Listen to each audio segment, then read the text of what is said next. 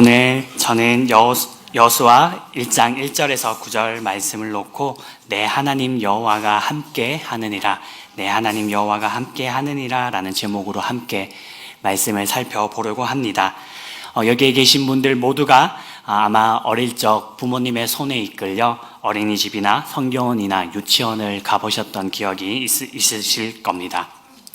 아침에 제가 교회를 출근하다가 보면 아이들이 엄마 아빠의 손을 잡고 오는 모습을 볼 때가 종종 있는데 떨어지고 싶지 않아서 펑펑 우는 모습을 보곤 합니다. 그 모습을 보면서 제가 어릴 때 성교원을 가기 싫어했던 그때가 떠오르기도 했습니다. 왜 그런가 가만히 생각해 보니 부모님과 떨어져 새로운 환경, 낯선 환경에서 비롯된 불안함 때문이었습니다. 비단 이것뿐만이 아닙니다. 우리가 각자의 인생을 살아갈 때에 우리는 새로운 것을 마주하고 그리고 도전에 직면할 때가 있습니다. 그때마다 우리 안에 드는 생각과 감정들은 불안과 두려움입니다. 왜냐하면 그것들이 성공할지 실패할지도 모르고 내 눈앞에 보이는 것들이 사라질지도 모르기 때문입니다. 어떠한 일이 일어날지 모르기 때문에 불안과 두려움이 우리의 삶에 늘 찾아옵니다. 그래서 우리가 하는 것은 이 불안과 두려움을 대비하는 것입니다. 입시를 준비하는 사람들은 공부를 준비합니다. 그리고 취업을 준비하는 사람들은 성적과 자격증을 준비합니다. 안정적인 노후를 준비하기 위해서 집을 준비하고 그것을 위해 또 돈을 저축합니다. 여러 방법으로 우리는 불안과 두려움에 맞서서 살아가지만 우리의 삶 속에 있어서 여전히 불안함과 두려움들은 떨쳐낼 수 없습니다. 오늘 저희가 함께 살펴보고 있는 이 여호수아는 이와 같은 상황에 놓여 있습니다. 모세가 죽은 다음 새로운 지도자가 되는 인생의 전환점과 같은 시기입니다. 이 모세가 어떠한 인물이었습니까? 오늘 1절은 모세를 이렇게 말씀합니다. 여호와의 종 모세가 죽은 후에. 모세를 가리켜 성경은 하나님의 종이라 말씀하고 있습니다. 모세는 우리가 알고 있는 것처럼 떨기나무 불길을 통해 하나님을 만납니다. 그리고 하나님의 명령을 따라 하나님의 쓰임을 받아 10가지 재앙을 내리고 홍해를 가르고 마라의 쓴물을 내며 그리고 불기둥과 구름기둥의 하나님의 은혜를 경험하며 만나와 메추라기의 기적까지도 경험합니다. 이 모든 이스라엘의 광야의 생활 가운데에 모세와 함께 그리고 이스라엘 백성들은 생활했습니다. 그리고 드디어 가나안 입성을 눈앞에 두고 있는데 그 모세가 죽음을 맞이합니다. 이제 가나안에 들어가서 하나님의 말씀을 따라 그들과 전쟁을 벌이고 그들을 쫓아내고 그들을 차지해야 하는 이제까지 광야의 40년 동안의 길과는 또 다른 새로운 도전에 직면해야 하는데 모세가 죽고 이제 여호수아가 그 바톤을 이어받습니다. 여호수아는 내가 모세처럼 감당할 수 있을까? 걸핏하면 불평과 불만을 쏟아내는 이스라엘 백성을 데리고 과연 가나안을 정복할 수 있을까? 이러한 감정과 생각이 있었을 겁니다. 이스라엘 백성을 가나안 땅으로 인도해내야 하는 지도자로서의 책임, 그리고 새로운 시작과 그리고 이스라엘 백성과 자신 속에 깊게 자리 잡고 있었던 모세가 없이 이제 가나안을 들어가야 하는 도전의 순간이 찾아온 것입니다. 그런데 오늘 여호수아는 그 가나안을 앞두고 불안해하고 있습니다. 왜 불안해하고 있습니까? 말씀의 첫 번째는 불안함의 원인입니다. 여호수아의 이름의 뜻은 하나님께서 구원하시다라는 이름의 뜻을 가지고 있습니다. 오늘 성경은 여호수아를 모세의 시종이라 성경은 말씀하고 있습니다. 하나님의 종인 모세에 반해 성경은 여호수아를 모세의 시종이라고 말씀합니다. 2인자로도 볼 수 있지만 한편으로는 여호수아는 모세의 옆에서 항상 함께 했던 사람입니다. 하나님의 기적을 목격했습니다. 하나님의 놀라운 인도하심을 체험한 사람입니다. 그래서 12 정탐꾼들의 이야기 때는 어떻습니까? 10명의 사람들이 네피림 자손을 보고 우리는 메뚜기와 같다라고 고백할 때에 여호수아와 갈렙만이 우리는 그 땅을 나아가서 정복할 수 있다라고 고백하고 믿었습니다.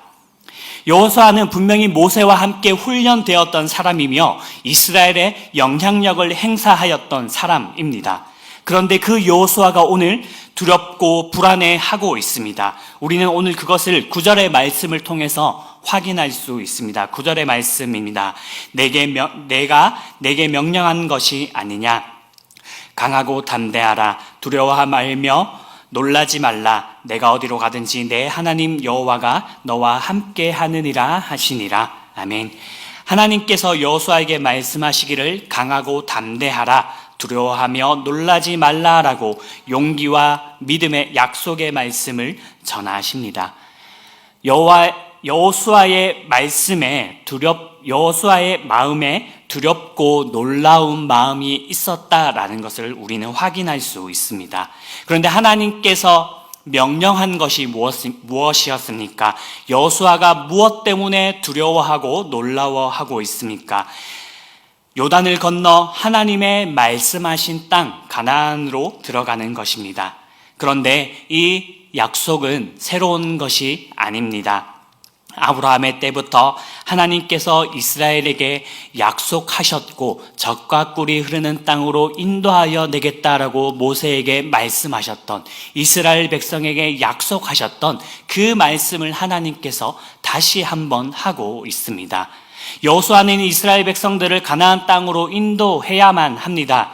그런데 여호수아가 두려워했던 이유는 자신의 생각이나 방향이 아니라 하나님의 말씀, 하나님의 약속만을 따라가야 하는 데에 있었습니다. 4절은 이렇게 말씀합니다. 곧 광야와 이 레바논에서부터 큰 강, 곧 유브라데 강까지 해쪽 속의 온 땅과 또 해지는 쪽 대해까지 너희의 영토가 되리라. 아멘. 하나님께서 광야 땅을 지나 가나안 땅으로 들어가라 라고 하시는데 4절의 말씀처럼 여러 가지를 명령하십니다. 이 방향을 따라가지 않으면 하나님께서 말씀하신 가나안은 정복할 수 없을 것만 같고 하나님의 약속은 성취가 되지 않을 것만 같습니다. 하나님의 말씀이 불안과 부담감으로 찾아옵니다. 그런데 조금 더 깊게 들어가면 이 불안은 모세에서부터 여호수아에게 찾아왔다라는 사실을 발견하게 됩니다. 2절은 이렇게 말씀합니다. 내 종 모세가 죽었으니 이제 너는 이 모든 백성과 더불어 일어나 이 요단을 건너 내가 그들 곧 이스라엘 자손에게 주는 그 땅으로 가라. 아멘. 하나님께서 여호수아에게 무엇이라 말씀하고 있습니까? 내 종 모세가 죽었으니 이제 요단을 건너 가나안 땅으로 들어가라 라고 말씀합니다. 다시 말해 모세가 죽었는데 언제까지 모세를 바라보고 있느냐라고 말씀하고 있는 것입니다. 모세는 죽고 없다. 언제까지 모세를 바라보겠느냐? 이제 나를 바라보고 내 말씀을 따라 저 가나안 땅으로 들어가라 라고 하나님께서 말씀하고 있습니다. 12 정탐꾼들이 가나안 땅을 보고 돌아옵니다. 그리고 보고할 때 이스라엘의 반응이 어땠습니까? 민수기 14장에서는 이스라엘 백성이 10명의 말을 듣고 통곡하면서 애굽이나 광야에서 죽었으면 좋았을 걸, 왜 하나님이 우리를 그곳에서 죽게 만드냐라며 원망을 하기 시작합니다. 불안과 염려는, 원망은 하나님께서 나의 기도를 들어주지 않아서, 나를 인도하지 않아서 생긴 것이 아니라 하나님에게서 눈을 돌릴 때 우리에게 찾아오는 것입니다. 이스라엘 백성들은 하나님을 바라보지 않았습니다. 가나안의 큰 민족들을 바라보았고 그로 인해 그들은 할 수 없다라고 생각하며 불안하고 염려했습니다. 마찬가지로 우리는 불안과 염려의 원인을 다른 데서 찾습니다. 내가 공부를 조금 더 열심히 안 해서, 내가 더 나은 사람이 되지 못해서, 때로는 하나님이 내 기도를 들어주지 않아서 자꾸만 불안해하고 염려하고 있다라고 생각합니다. 하나님께로 눈을 돌리지 않고 자꾸만 나의 힘으로 무엇인가를 대비하고 살아가면서 그 원망은 하나님을 향하여 쏟아냅니다. 주 안에 사랑하는 성도 여러분, 하나님을 제외하고 내 힘으로만 자꾸만 무엇인가를 내가 하고 있지는 않은가라는 것을 점검해야 합니다. 하나님과 자꾸만 타협해서 이번 한 번만큼은 잠시만 내려놓고 내가 이것을 이루고 다시 돌아올게요. 하나님, 그러니 도와주세요. 불안과 염려는 하나님께로 눈을 돌리지 않은 나에게 있습니다. 하나님께서 우리에게 약속하십니다. 3절의 말씀입니다. 내가 모세에게 말한 바와 같이 너희 발바닥으로 밟는 곳은 모두 내가 너희에게 주었노니.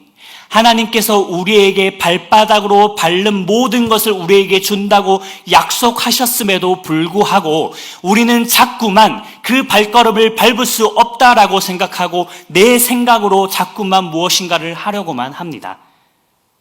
하지만 그때에 우리에게는 오늘의 말씀처럼 불안하고 염려하게 됩니다. 그렇게 잘 훈련받았던 여호수아조차도 불안해하고 염려했습니다. 그러면 우리가 염려하지 않기 위해서, 두려워하지 않기 위해서 우리는 무엇을 해야 합니까? 말씀의 두 번째입니다. 우리 다 같이 제목을 읽어보도록 하겠습니다. 시작. 하나님이 나와 함께 하십니다. 아멘. 5절과 9절의 말씀입니다. 내 평생에 너를 능히 대적할 자가 없으리니 내가 모세와 함께 있었던 것 같이 너와 함께 있을 것임이라. 내가 너를 떠나지 아니하며 버리지 아니하리니 내가 내게 명령한 것이 아니냐. 강하고 담대하라. 두려워하며 놀라지 말라. 내가 어디로 가든지 내 하나님 여호와가 너와 함께 하느니라 하시니라. 아멘. 이 5절에서 9절의 말씀에서 하나님은 여호수아에게 너와 함께 하신다라고 두 번 반복해서 말씀하십니다. 그리고 읽어보지는 않았지만 강하고 담대하라라는 말씀을 5절에서 9절 사이에서 세 번을 반복해서 말씀하십니다.